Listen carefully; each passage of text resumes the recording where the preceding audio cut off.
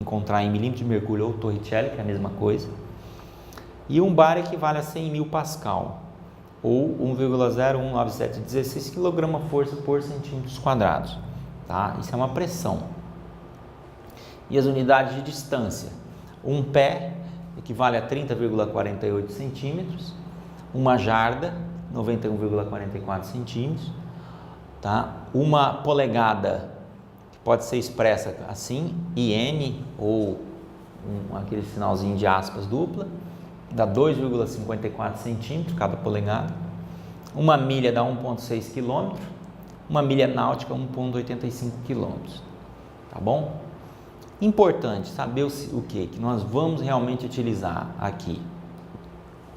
Pés, um pé, 30,48 centímetros.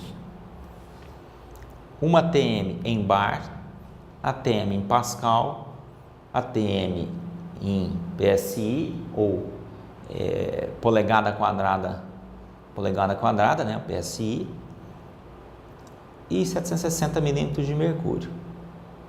Tá? Na verdade, aqui de pressão, só a última linha aqui que a gente raramente vai utilizar, beleza? Aqui, na verdade, já está o resumo, tá, pessoal? A tabela é bem maior que isso daqui, beleza? Vamos lá, mas isso com a prática dos exercícios você vai acabar memorizando. Bom, densidade e a massa específica. São muito parecidos, conceitos muito parecidos, mas com algumas pequenas diferenças. Ó. Relação entre a massa e o volume total de um corpo. Massa sobre o volume. Tá? Quando o corpo é maciço e homogêneo, um pedaço de cabo, um pau, por exemplo, um tronco de árvore, tá? Ele é maciço e homogêneo. Tá bom? Não, nem dá para ser um tronco de árvore, né? Pega aí um bastão, por exemplo, qualquer. Então, se ele é maciço e homogêneo, a gente pode chamar, então, dizer que a densidade dele é a sua massa específica. Tá? Pega o gelo, por exemplo. Pronto, pegar o gelo. Tá? Então, ele é maciço e homogêneo. Então, dizemos que a densidade, a massa específica, no caso da água, é tanto. Tá bom? Então, densidade é igual a massa específica, quando ele for maciço e homogêneo, é igual a massa sobre volume. Eu tenho aqui uma garrafa d'água. Essa garrafa d'água não é maciça. Então, eu vou dizer densidade. Não vou dizer massa específica, porque ela tem volume interno vazio. Ok? Aproveitar e tomar um golinho já. Então, densidade.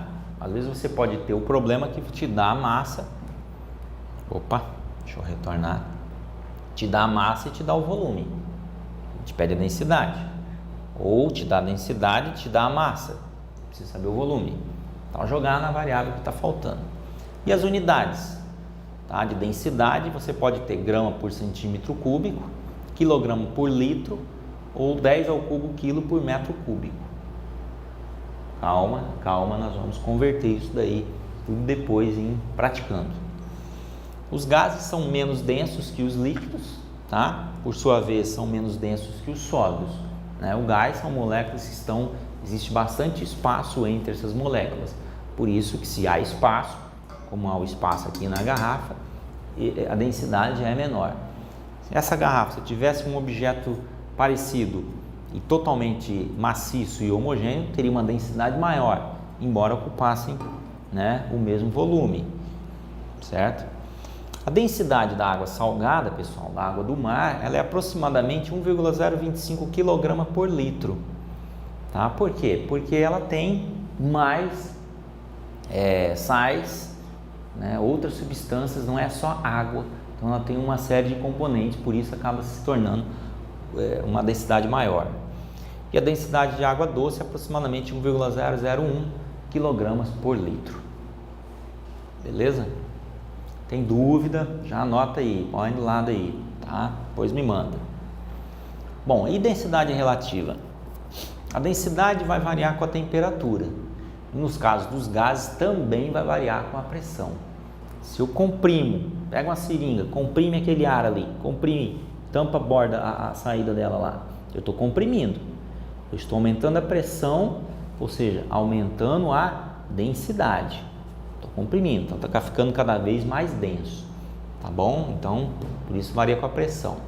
E com a temperatura também. Quando eu aqueço, vamos esquentar a água, por exemplo. Quando eu aqueço, as moléculas elas ficam mais, se movimentam mais, tá bom? Então também vou ter uma alteração na sua densidade, vou ter mais espaço entre essas moléculas.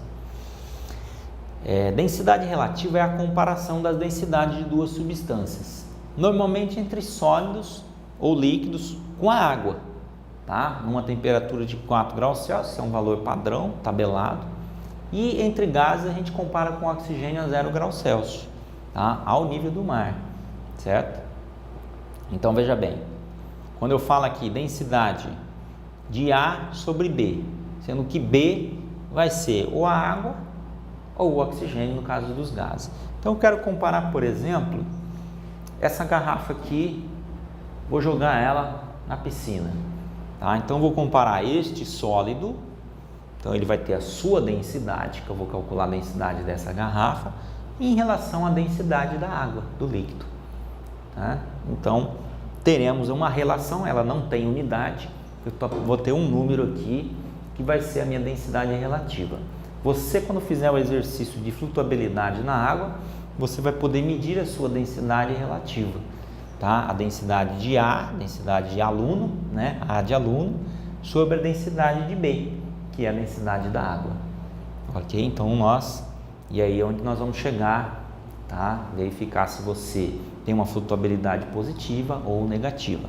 Então aquilo lá está relacionado com a questão de densidade relativa. Seguindo, pessoal, o que é pressão, né? O que é pressão? Passou um slide aqui? Não, é isso aqui. Força sobre área, tá? Grandeza definida como uma força aplicada a uma certa área. É dada em Newton, unidade de força, lembra? Primeira lei de Newton, sobre área, metros quadrados. Ou Pascal. Pascal é Newton por metro quadrado, tá bom? Mesma coisa. 1 Pascal equivale a 1 Newton por metro quadrado. Então, é a unidade de pressão. Se eu pego um lápis, por exemplo, e aperto na minha mão, estou fazendo uma pressão numa área bem pequena, tá? Uma área bem pequena, ou seja, essa pressão incomoda, muito grande. Tudo bem? Na água, quanto mais profundo, maior é a pressão.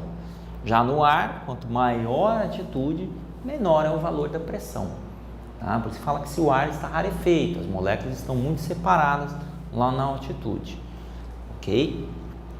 A gente vai ter uma figura, não é aqui agora. A pressão atmosférica é a pressão que as camadas da atmosfera, lembra? Troposfera, tá? Mesosfera. Essas camadas vão exercer sobre tudo que está aqui na superfície do planeta. Então essa quantidade de ar, aqueles 120 quilômetros de ar ali, certo? Tem um peso, tem uma massa. Então elas estão sendo atraídas pela gravidade da Terra, então isso vai exercer um peso aqui na superfície. Como nós estamos aqui na superfície, nós sofremos diretamente essa pressão. Ao nível do mar, porque ao nível do mar é o valor de pressão atmosférica mais alto, né? Então tem toda uma quantidade de ar sobre a superfície ao nível do mar, ela é de aproximadamente 1 atm. atm significa atmosfera, tá bom? Não vou falar mais atmosfera, vou falar atm, certo? Ou seja, equivalente à força total aplicada por uma coluna de 128 km de ar atmosférico sobre a superfície do nível do mar. 1 atm, ao nível do mar. Nós vamos ver que aqui na nossa região, dependendo da altitude, essa pressão vai diminuindo. E a pressão hidrostática? Hidrostática vem de hidro, né? Hidro vem de água, tá? Mas não é só água, tá bom? Todo fluido. Chamada pressão relativa ou pressão manométrica. Então na provinha lá pode ter dada a pressão manométrica, dada a pressão relativa. Já sabe que é pressão hidrostática. Tá? A pressão exercida por um fluido sobre pontos em seu interior. Tá? Varia conforme a massa específica do fluido, a gravidade e a profundidade. Então isso que eu estou falando, calma, eu sei que quando vocês olham para equações, né, tem muita gente que não tem medo, né, tem pânico. Mas tenta entender aqui, ó. A pressão ela vai variar conforme a massa específica, que é a massa específica mesmo, densidade, tá? Densidade, o objeto maciço e homogêneo, tá? A gravidade, o que é gravidade? Gravidade, a força de atração da Terra sobre nós. E a profundidade que você está lá no meio líquido. Vamos pensar já fazendo um mergulho. Então, a pressão hidrostática é o que eu falei aqui, massa específica, letra grega μ, gravidade, 9,81 metros por segundo ao quadrado, vezes a profundidade, é a altura do líquido, ou do fluido, melhor dizendo. E isso é dado em Pascal. Então, a pressão hidrostática é calculada com essa formulinha aqui. A massa específica vai ser dada no exercício. A gravidade, acho que você já sabe, né? Mas tudo bem, vamos dar no exercício também. Só vai ser fornecido, então vai ser calculado, vai variar, né? Vai ser uma variável aqui a altura, tá bom? Então, dependendo da altura maior, menos pressão, altura mais alto, né? Menos pressão, mais profundo, mais pressão hidrostática, tá? Um ATM, pessoal, equivale na água salgada a 10 metros de coluna de água, tá? 10 MCA. E já na água doce, aproximadamente 10,31. Então, percebam, vamos supor que esse quadro vermelho aqui tenha 10 metros, ó, certo? Não, vamos dizer que até aqui no amarelo tenha 10 metros. Ó. Então, aqui nós temos um ATM dentro da água.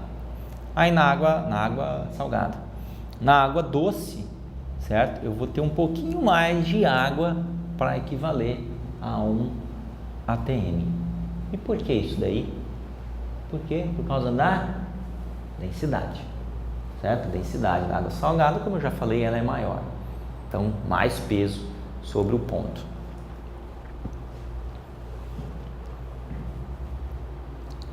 Pessoal, só para a gente registrar aqui, não sou físico, tá bom? Não sou físico, e então peço desculpas aí se em algum momento não esteja sendo totalmente claro, tá? Mas para isso nós teremos mais aulas presenciais para que a gente não deixe dúvidas no ar, tá bom? Beleza? Vamos lá. Teorema de Stevens.